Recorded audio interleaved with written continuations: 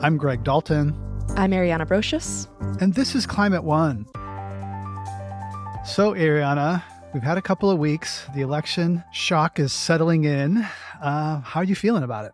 Still not great. I'm pretty worried about what the next 4 years are going to mean for climate and for the environment and lots of other things, frankly.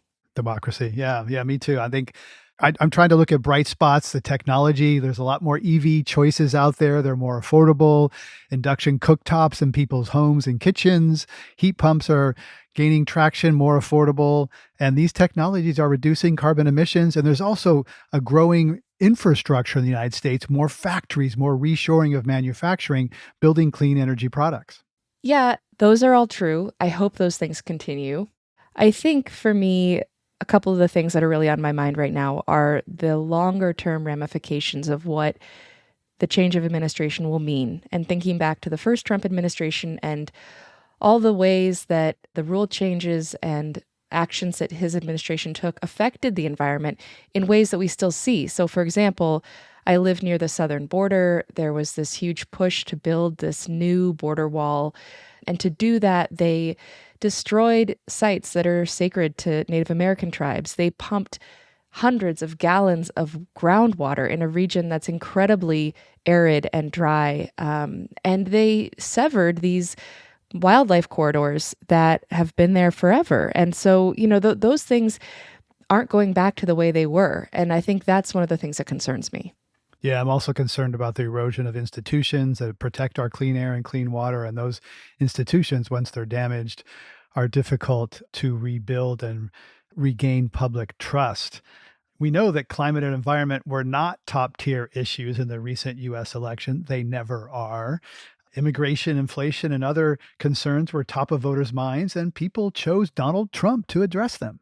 Yeah, and if you care about the climate crisis, it's hard to not feel pessimistic when the incoming president says things like this. The ocean's going to rise in 400 years, an eighth of an inch, and you'll have more seafront property, right, if that happens. I said, is that good or bad? I said, isn't that a good thing? If I have a little property on the ocean, I have a little bit more property. I have a little bit more ocean. There's so much going on there. Of course, it downplays the devastation that rising oceans will have on coastal communities in the U.S. and around the world. There's a huge ticking time bomb in the insurance industry driven by rising seas, more severe floods, and fires. And it's hard to see how a government with Donald Trump in charge is going to take any of that seriously. And we've seen this movie before. The first Trump administration rolled back more than 100 climate and environmental safeguards and withdrew from the Paris Climate Agreement. When Donald Trump again takes office, Republicans will control both the White House and Congress, which many might see as a worst-case scenario for climate policy. So this week, we're going to look into whether or not that's really the case. Right. It's not black and white or all set. Republicans are speaking up for President Biden's signature climate law that has delivered most of its benefits in the form of billions of dollars and jobs and factories to red districts. One indication of that is when North Dakota Republican Senator Kevin Cramer recently told the Wall Street Journal, quote, "There are too many things in there that are too important to too many constituencies to throw out the law." So we may not see a full repeal, but definitely some parts of it could be weakened.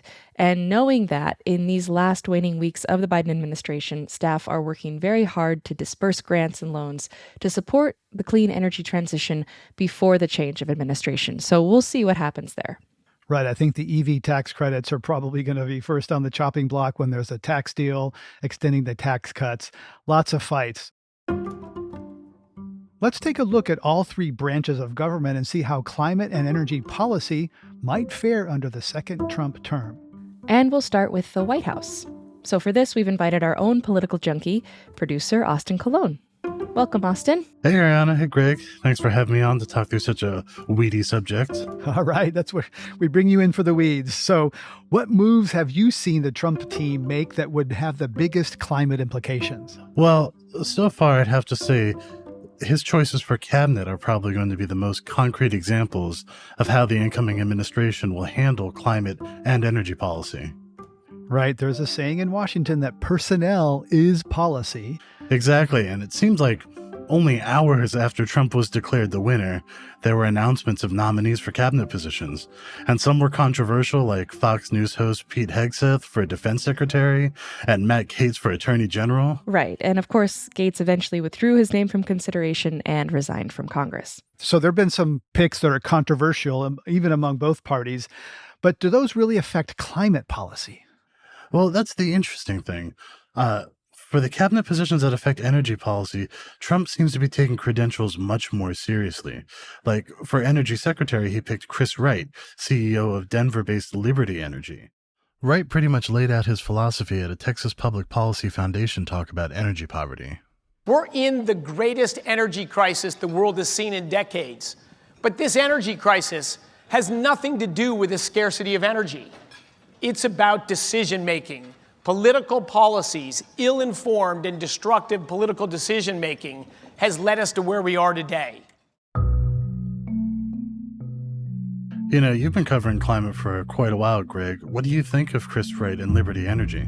Well, Democrats tend to pick academics often to be Secretary of Energy from MIT or Stanford, and Republicans pick people from industry. So in that line, Chris Wright is very much in line with previous cabinet secretaries. I read the ESG report from his company. I will say I was kind of surprised that his company had an ESG statement.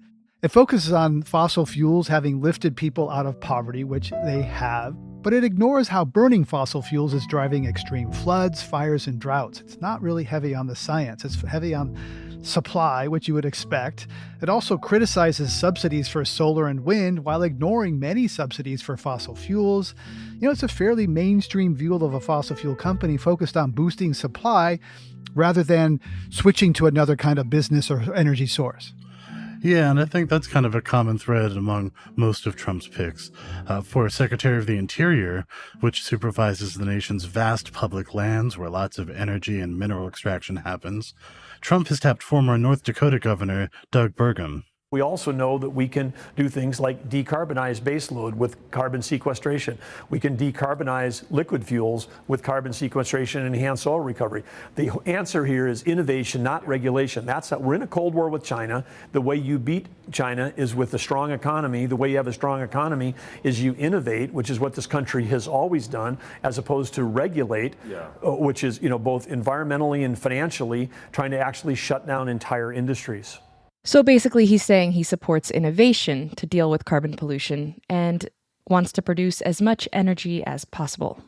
Yeah, and some say he's also in the, all of the above energy strategy camp, though it sounds to me like his heart is still with oil and gas. Yeah, it's a drilling state that he comes from. So these are people with knowledge of the industry and the ability to put Trump's energy policy into action. So what about his choice for the Environmental Protection Agency? So for EPA, he's chosen Lee Zeldin, who ran for governor here in New York and lost to Kathy Hochul. But he did a lot better in a blue state than you'd expect for a Republican to do. He actually does have a history in Long Island of combating toxic chemicals when he was a congressman. And yet, here's what he had to say about leading the EPA. So day one and the first 100 days, we have the opportunity to roll back regulations. There are regulations that the left wing of this country have been advocating through regulatory power that ends up causing businesses to go in the wrong direction. Yeah, so that's a pretty big shift, almost a 180 really, from our current EPA administrator, Michael Regan, who's focused a lot on regulations that limit harmful pollutants like soot and particulate matter, mercury, and contaminants, and also been focused on reducing methane emissions. Okay, so all these nominees have to be confirmed by the Senate. Austin, how likely is that to happen? It's basically a certainty. I mean, Republicans only need 50 votes to approve a nominee. They have 53 votes in the Senate, so that's enough to approve nominees without any help from Democrats or even needing the tie-breaking vote by the vice president. And yet, some of these more controversial nominees still might struggle even with that clear majority. And Trump is prepared for that. For those, he's demanded that the Senate Majority Leader, in this case John Thune, allow for recess appointments. A recess appointment allows the president to approve a nominee while the Senate is not in session. The Constitution does allow for this, though the appointment only lasts until the end of the Senate's next session. Thanks, Austin, for that new cabinet rundown. Well, anytime.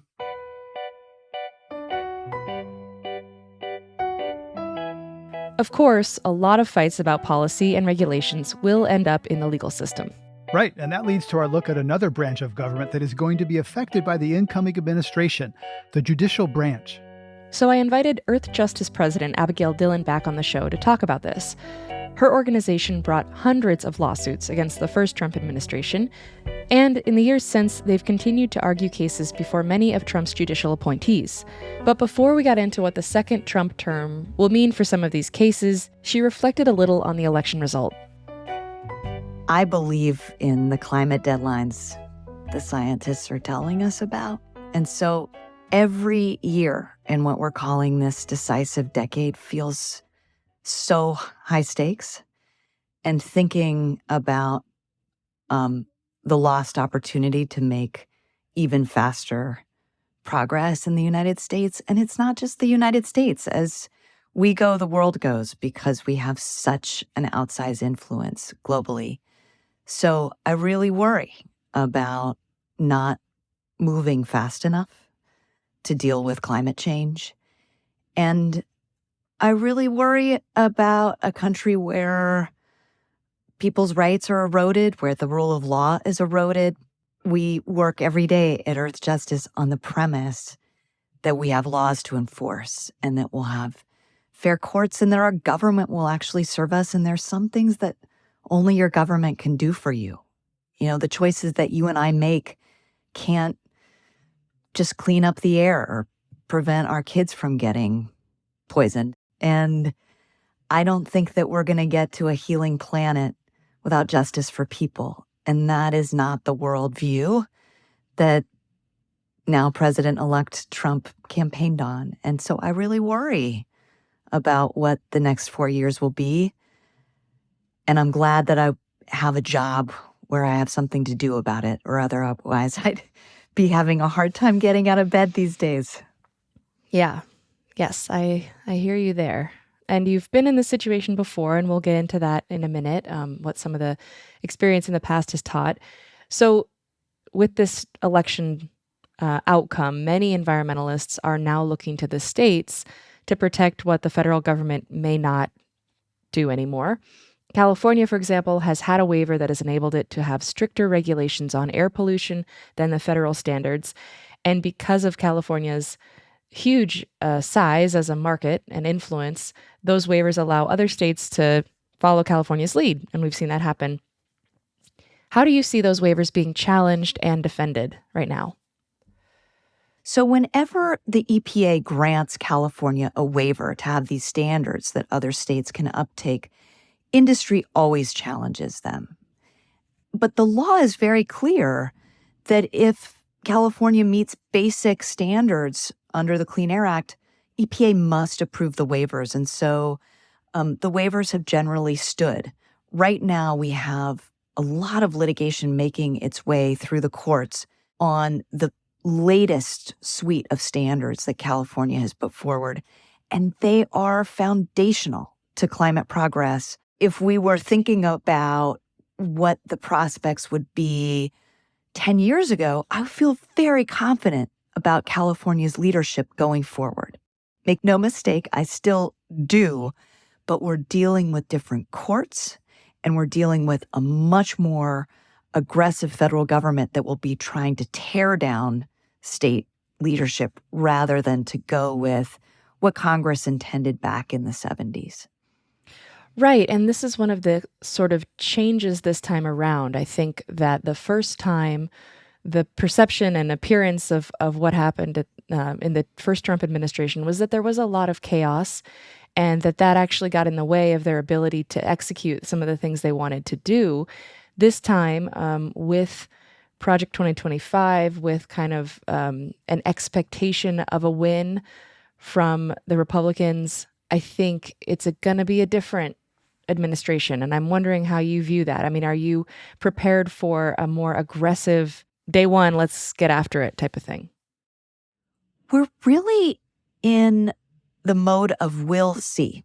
So on the one hand, the biggest ideas that the Trump team has put forward with respect to climate and the environment are dramatic increases in oil and gas drilling and export. That's kind of the one big affirmative policy that's been announced.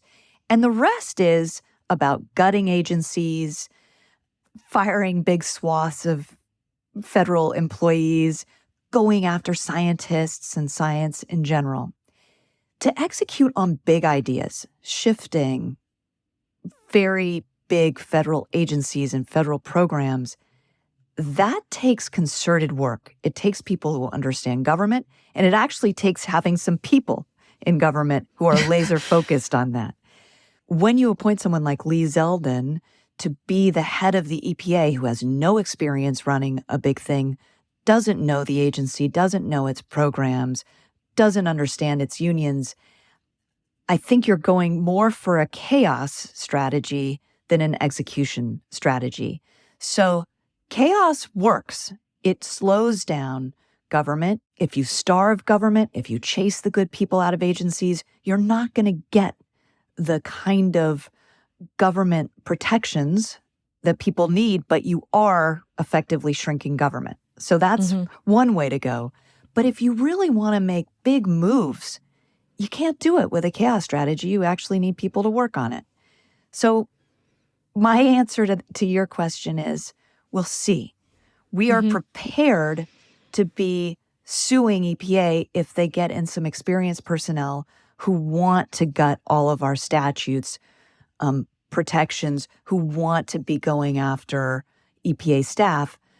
But in the event it's chaos, that's a playbook we know very well how to deal with because there are laws against chaotic government. And that's where courts can step in. Even ideological judges don't like chaos. After the break, we'll hear more from Earthjustice President Abigail Dillen on climate cases brought by young people. Many people have been rightly inspired by these cases that are being brought by young people to defend their future, who are saying they have a constitutional right to live on a planet that has a healthy climate. That's ahead when Climate One continues. We're always trying to get more people talking about climate. You can help others find our show and learn more about climate by leaving us a review or a rating. Thanks for your support.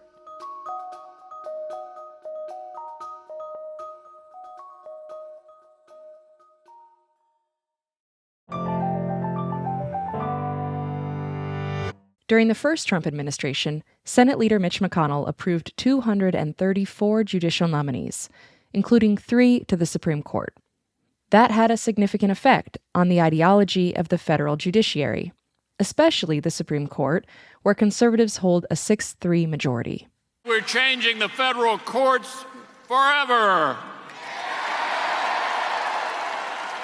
Nobody's done more to change the court system in the history of our country than Donald Trump.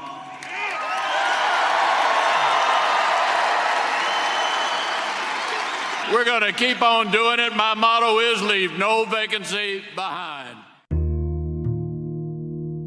Even with a conservative judiciary, Earthjustice President Abigail Dillen says her organization has been successful in defending the environment and climate. The way in which the Trump administration was operating was so out of bounds that we were able to get the courts to take action fairly quickly in the most egregious instances. We were winning by far the majority of our cases. So far, our win rate is 85%. And I say so far because some of those cases are still going on.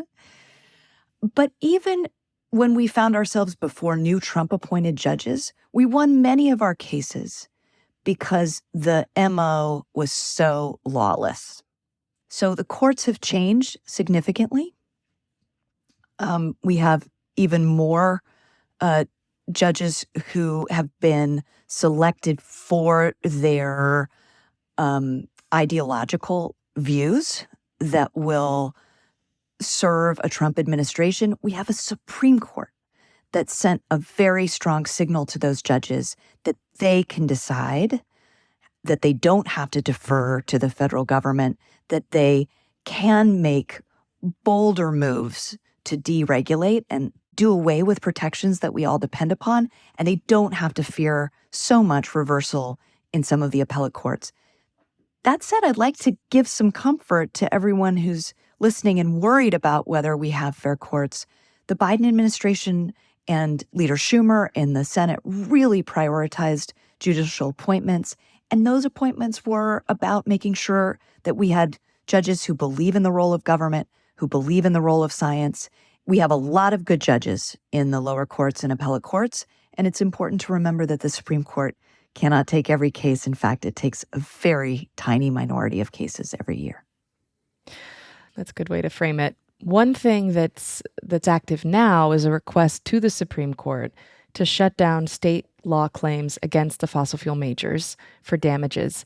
Can you tell us a bit about how that's playing out? And do we expect that to change at all with the new administration, or is that on its own timeline? Yeah. So just to pull back for a moment, there are many cases going on across the country where cities, municipalities are suing. You said the carbon majors, which is a great way to frame it. It's the companies who together have been responsible for the vast majority of greenhouse gas emissions. These are the big oil companies like ExxonMobil, Shell, BP. Exactly. And now that the science of climate attribution has advanced so much, we know that these companies are disproportionately responsible for climate change. And we also know that they have been lying about climate change and the role that their product, oil, plays in advancing climate change. And so there are many state law suits that cities are bringing saying, you lied, you're a nuisance, you are promulgating disinformation, and you're liable under state law for damages. And we would like you to pay up for the damage that we're paying for from climate change. This is a very powerful strategy. What we're wondering as a society is who's going to pay for these climate disasters? Who's going to pay to keep us safe? Who's going to pay for new insurance as we're in an insurance crisis? And these lawsuits may provide an answer. Of course, the industry has been fighting them tooth and nail, and they have wanted to make the case that federal law precludes, or in the legal term, preempts these state law suits. They're saying that the Clean Air Act occupies the whole space when it comes to pollution that's driving climate change. And there are really great arguments that that's not true. These cases aren't about interstate pollution.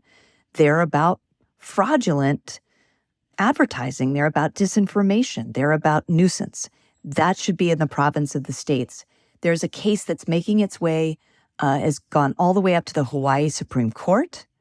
It's a case brought by the city of Honolulu. My friends Vic Scher and Matt Edling are bringing this case, and they're about to really test what the courts will do in terms of finding damages. But there is now a request that the Supreme Court intervene, and the argument is this federal preemption argument.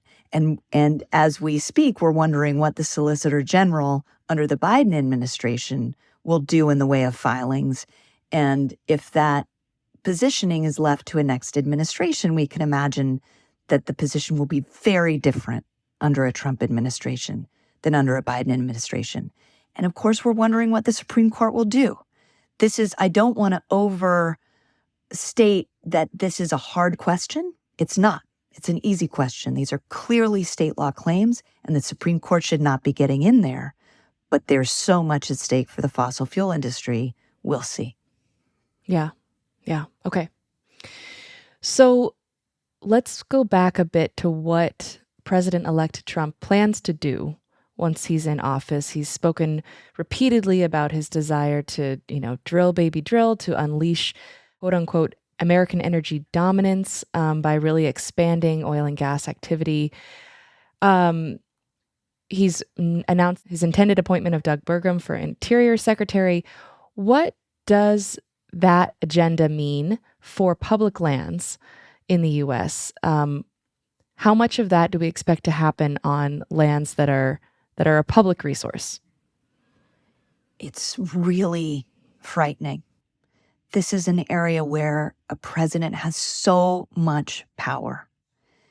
And it really matters whether the U.S. is doubling down on its role in the oil and gas business. It really matters for cherished public lands. It also really matters for the waters off of our coasts. A lot of this is offshore drilling as well. We've, at Earthjustice, really been successful in holding the line against new oil and gas leasing. Clients over the last 10 years or more, we have been pushing so hard on the Department of Interior and saw in this administration a really important pivot. The 5-year plan that we have in place now for offshore drilling has gone from 40 lease sales on average to only 3 contemplated over the next 5 years. That is the direction we have to be moving, both to protect our lands. We are the biggest oil and gas producer in the world. The federal government has to shift direction on that. And we have to send a signal globally that it's possible to keep oil and gas assets unburned, right? If the U.S. doesn't do it, who will? And so I'm extremely worried about this drill, baby drill agenda because it's hard to stop. It's very much in the president's power. And it's very important that Congress not act to entrench our laws to demand that kind of extraction on our public lands going forward. Let's go back to one other positive place where there's change, which is the states. And you mentioned Hawaii and the case that's being worked through there. What's another example of cases being handled in states that could have really far-reaching positive implications? Let me give you one example in Hawaii again, and then let me give you an example of the broader strategy that's working all around the country, even in the reddest of red states. So the Hawaii example is, I think many people have been rightly inspired by these cases that are being brought by young people to defend their future, who are saying they have a constitutional right to live on a planet that has a healthy climate. In Hawaii, there is such a constitutional right in the state constitution, and there is this idea of a public trust, that a state holds all of our environmental resources in trust for all of us.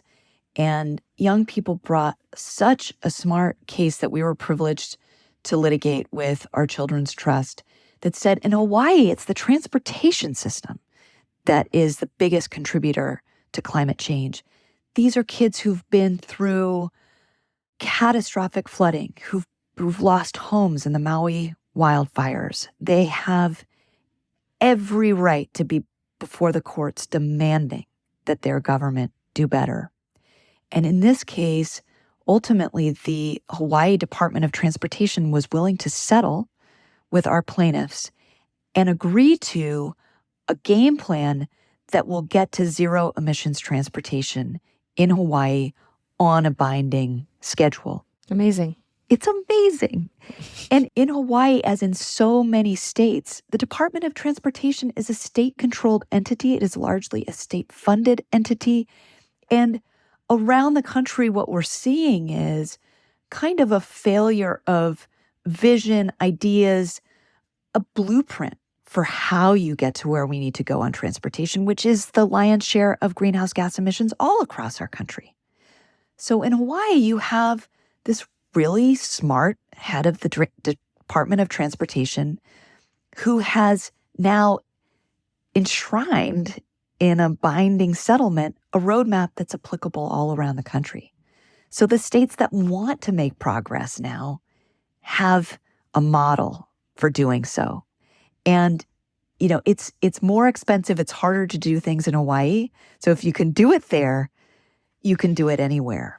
So that's Hawaii. So can I give you a few lines on our public utility commissions? Yes. These are, well, let's just say, in case listeners aren't aware, these are tremendously important and often overlooked or misunderstood entities that regulate lots of things at the state level, predominantly, electricity generation, transmission, things like that. I even like to think, not like to think, I think they're invisible to most people. Yeah.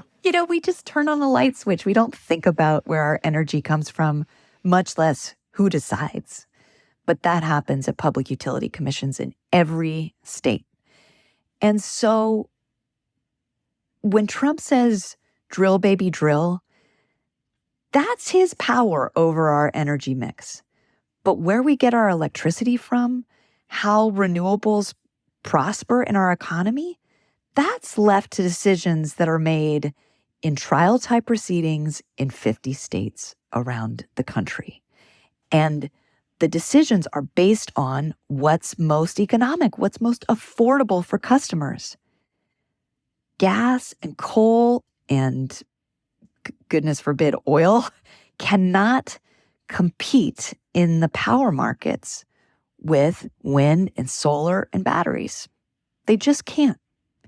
And so, especially with some of the tax credits that were added into the IRA, the economic calculus for going to renewables is so strong. And we are able to go into these public utility commissions, into these lawsuits, basically, and make the case for the most affordable energy. We're also able to say unfair competition that is locking customers into more expensive energy from old gas plants, new billion-dollar gas plants.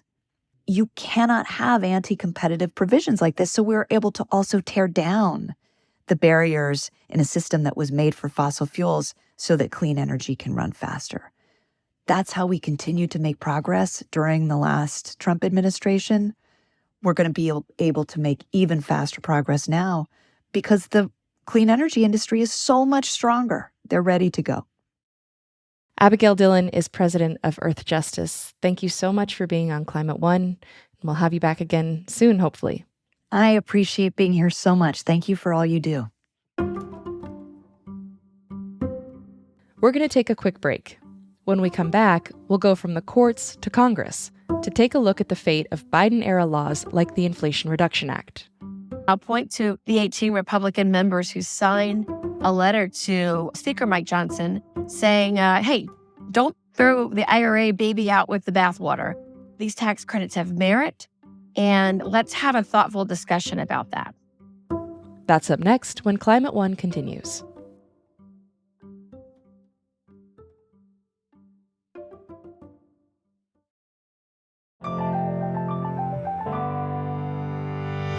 This is Climate One. I'm Greg Dalton. And I'm Ariana Brocious. In January, the Republicans will control the White House and Congress. Meanwhile, the Supreme Court has a 6-3 conservative majority, so you could say they control all three branches of government. We covered two so far, the executive and the judicial. Now let's take a look at the other branch, Congress. In the Senate, Republicans will have a 53-47 majority. Pretty decisive. But in the House, they will have a razor-thin majority. Those slim margins mean compromise will be a big part of the next legislative session.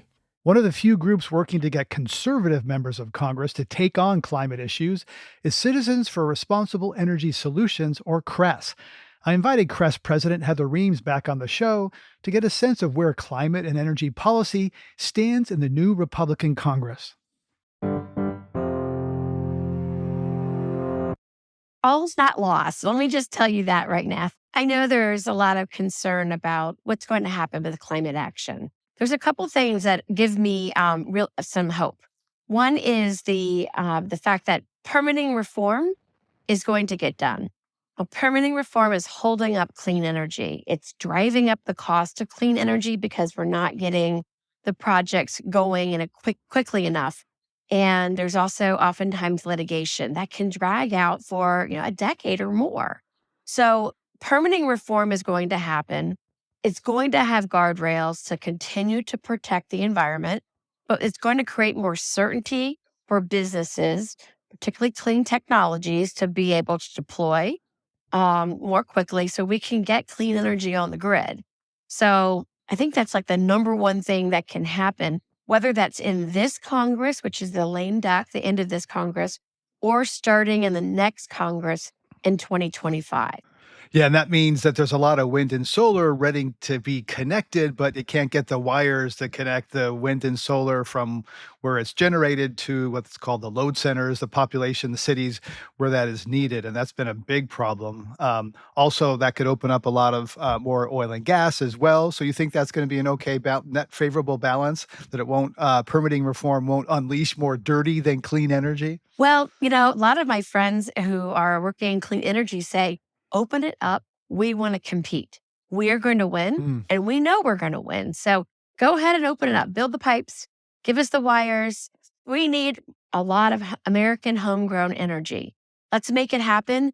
We want to unleash what we can do. We want to really demonstrate what we can do. Just give them a chance. So I think permitting reform is an awesome opportunity for us. Another one I'll give you is nuclear and the idea of strong, firm baseload power 24/7. As you know, we've brought back online a number of nuclear power facilities because we need that power to fuel our growing and advancing economy. Though this country has not built a new nuclear power plant on time, on budget in a long time. The most recent ones, $18 billion over budget. Consumers and perhaps some investors got stuck with that cost overrun. So I'm curious why you're so confident on nuclear when the industry hasn't delivered. The price of nuclear has been going up. The price of many other energy sources have been going down. Well, I'm looking for an area of bipartisanship, and I think nuclear has that. The second piece is that the nuclear industry itself wants to streamline. They want to work with the government to make sure that nuclear is safe, the waste is stored properly, and there's just a lot of positive movement for that. So, no, I'm certainly not saying, Greg, that we're going to wave a magic wand and the nuclear is going to be inexpensive and everywhere. But I think it's a great area of bipartisanship. You wrote that this was a good election for the future of clean energy, noting victories of Republicans like John Curtis of Utah, who's now moving from the House to the Senate to take the seat formerly held by Mitt Romney. John's been on our show a couple of times. Love talking to him about energy and his upgraded house and all sorts of things, impact on the outdoor and winter sports industries there in Utah. So there are some wins, but overall the tone seems to be, pretty skeptical of anything that clean energy. So if you're looking at the people who are elected and now in power, particularly in the cabinet, a lot of fossil fuels pretty strongly and a lot of skepticism about climate. So how do you feel about that aspect of it? Well, this goes to probably my overall outlook about how we tackle the climate crisis, that it is a bipartisan issue. It is not just an American issue, it's an international issue. And we need everyone at the table working together. So when you're pointing out the fact that there is someone who may be running the Department of Energy who has a fossil fuel background, it doesn't mean he or she, in this case, a he, is not in favor of all the above, wants to see wind, solar, hydropower, nuclear, and all those other pieces. So what Crest is trying to do in my organization is educate Republicans, but really the public, about how working together is so important. Not one party, much less one nation, is going to solve the climate crisis. We need everyone working together. Now, you may have listeners who say we cannot have any more fossil fuels. They can't happen. And if anyone who brings any more in line is a problem. And to those people who say that, we'll say if we displace coal and then replace it with natural gas, say in India or any of these developing nations, we are going to reduce emissions, just like we did in the United States with a 21-point drop in emissions. It was significant for us. It can be significant in the next decade for those developing nations. And then we continue the energy transition to other cleaner forms of energy. But you can't blame a country for wanting power today, right, for their citizens. So I think this is a walk. And I think Republicans, particularly those that are coming into the Trump administration, understand that, or they're starting to understand that. And believe me, they will understand it once we start talking to them. Right, and one organization is the Conservative Climate Caucus, which I think is in the House. John Curtis of Utah used to chair that, and they are members that it's an education forum. They go on field trips, but they don't endorse any specific legislation. So they don't do the really hard stuff, which is, are you for or against this particular language, this particular bill? What does that say about where we are? Where is that we're kind of at that, soft education place and not like, let's write bills and get things done. Well, I think that's starting to change too. They wanted to start the caucus and have an open policy. Come in, learn, come see things, hear from leaders from both sides of the aisle, hear from industry about what it means, why companies, for instance, are choosing a net zero goal. It isn't that they're making a profit on this, right? There's a business decision there. So it's helping Republicans understand that this isn't about government mandates. This is about what's good for business. It's also what's good for the planet, right? So I think that that's been going on. Although we're going to have a whole new group of members that are starting in the new Congress, we're going to have to educate. But I think there are enough members where we can start to create kind of like mini caucuses among the caucus, a cadre of members who are going to sign letters, decide to vote on bills. And I'll point to the 18 Republican members who signed a letter to Speaker Mike Johnson saying, hey, don't throw the IRA baby out with the bathwater. These tax credits have merit, and let's have a thoughtful discussion about that. So we're starting to see how this caucus and the Bipartisan Climate Solutions Caucus can be helpful in pushing an agenda for Republicans in climate.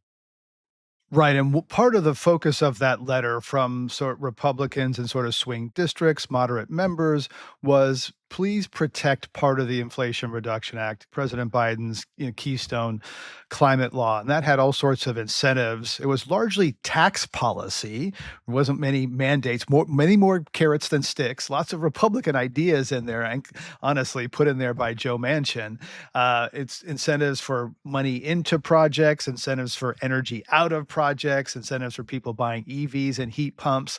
So what do you think is going to be protected, and what do you think is going to be rolled back? We certainly hear a lot about the EV $7,500 federal tax credit as being on the chopping block. For sure. Now, because it was a partisan process, the Republicans don't feel like they have, quote, skin in the game. But you rightly point out that a vast majority of the investments that are happening are going to Republican districts, and members in those districts understand that those investments are there, and we're making the case to them every day to be able to protect those tax credits. So one of the criticisms, you brought up the 30D tax credit, which is the $7,500 rebate, if you were a tax credit you get for buying an EV. It's an expensive tax credit as tax credits go. And are we reducing emissions enough for the money that the Treasury is putting out? Versus, do we use that same pot of money and put it towards another tax credit, let's say heat pumps, but for instance, something else that could help lower emissions too? Right, but it's also these are looked at as pay for, help for pay to extend the corporate and individual income tax cuts that happened in 2017. There's definitely talk of this is a pay for the Trump tax package from 2017. You're right about that too. But Republicans are willing to champion tax policies that are going to spur economic growth at the end of the day. So you don't necessarily need to pay for every single tax credit if they're spurring investment, which the IRA is. And we can show that. We have the data right now to be able to demonstrate that a lot of these tax credits don't need to be paid for in certain ways.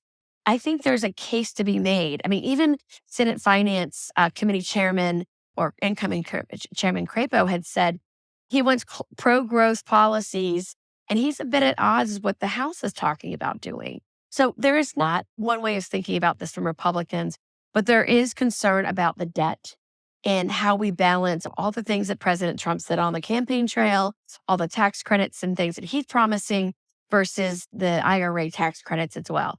It's a lot of money, and I think this Congress has its work cut out for him. Exxon CEO Darren Woods recently encouraged the U.S. to stay in the Paris Climate Agreement because it provides business certainty. He also said the need to reduce greenhouse gas emissions is not going away.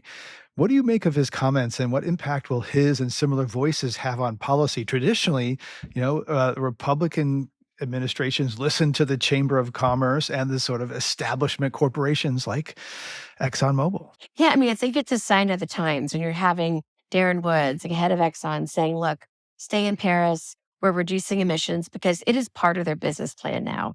And any company that I'm working with, Fortune, I'll even go to say Fortune 500 companies, are all having some kind of emissions reduction, ESG goals, and whatnot. This is not anything now that is flipping from one administration to the other or one political spectrum to the other.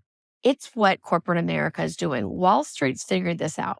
Main Street has figured this out in terms of reducing emissions. Pennsylvania Avenue still hasn't figured this out. And that's the work that's got to get done. And I think the education, this is why a caucus is helpful. This is why when you're a new administration, we're very excited about getting in and talking to those in the new administration. Like, there's a lot going on here. Did you know? Don't forget, Trump was president, a cycle ago, right? Or 4 years ago. The world has changed.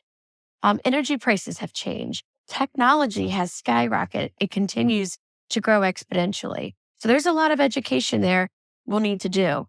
We're also not dealing with the same cabinet members, nominees that we saw before too. This is a new crop of people. So maybe this is new thinking. Bringing in Governor Doug Burgum from North Dakota and creating a national energy council to really look at our energy and figure out how we produce more of it, how we produce it cleanly, how we export it. I think these are things that are all on the table, and they're going to want input from the public. So I'm looking forward to getting in there and talking about the amazing case that clean energy and what it can bring to our country. Elon Musk helped Donald Trump get elected and is shaping his team and policies. He runs a company that sells EVs, solar panels, and battery storage. I have two of those three from that company. What are you looking for to see how Musk's commitment to EVs takes hold in the emerging administration? It's not yet clear whether or how that's going to play out. Well, I think this is an excellent example. The Elon Musk / Tesla model is an excellent example of when President Trump has someone in his ear where he listens and he gets educated. He may, release that tight grip of no, like, I don't want this, and has an ability to educate, like, whoa, the world is changing. I didn't know this was such cool technology. I think that Elon Musk also was kind of igniting and exciting part of what can be next, right? How it's going to improve our lives. And the federal government does have a role in facilitating innovation and at times funding some of the early stage innovations. So you think that there can be innovation and the policy ought to be to help American jobs, American supply chain.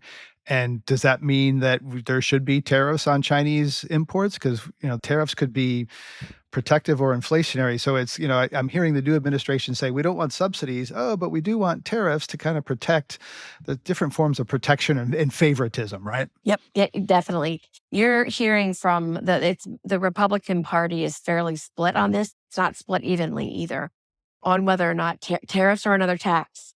So Republicans usually don't see a tax they like, right? So if we're talking about increasing costs, there is a way to leverage tariffs to be able to incent more manufacturing in the United States. But what economists would often say is that it will ultimately be passed down to the consumer.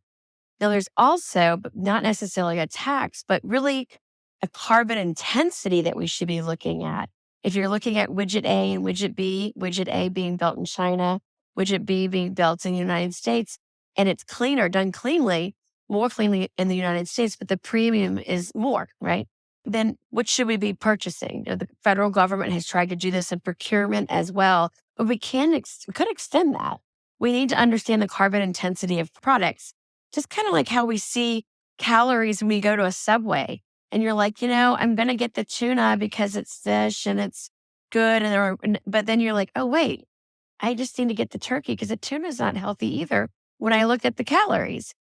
Kind of the same thing with carbon emissions too. We don't realize that the cement we're getting, maybe getting it cheaper from China, but we're paying for it in emissions. Right. That mayonnaise and the tuna is this, yeah. So Gets me seeing that every is quite, time. yeah. If we only we had that kind of calorie counters for carbon emissions on kind of at the consumer level, Come on, I that would would be. choose something different. I think a lot of people would too. So that transparency is powerful. Heather Reams, thank you so much for sharing your insights, President of Citizens for Responsible Energy Solutions. Thanks, Heather. Thank you, Greg. And that's our show. Thanks for listening. We have a huge archive of all kinds of episodes on environment and energy and climate policy, and you can find them on whatever podcast app you use or on our website, climateone.org. And if you like this episode or one like it, send it to a friend so we can have more people having engaging climate conversations. Our team includes Brad Marshland, Jenny Park, Ariana Brocious, Austin Colon, Megan Basilia, and Ben Testani. Our theme music is by George Young. I'm Greg Dalton.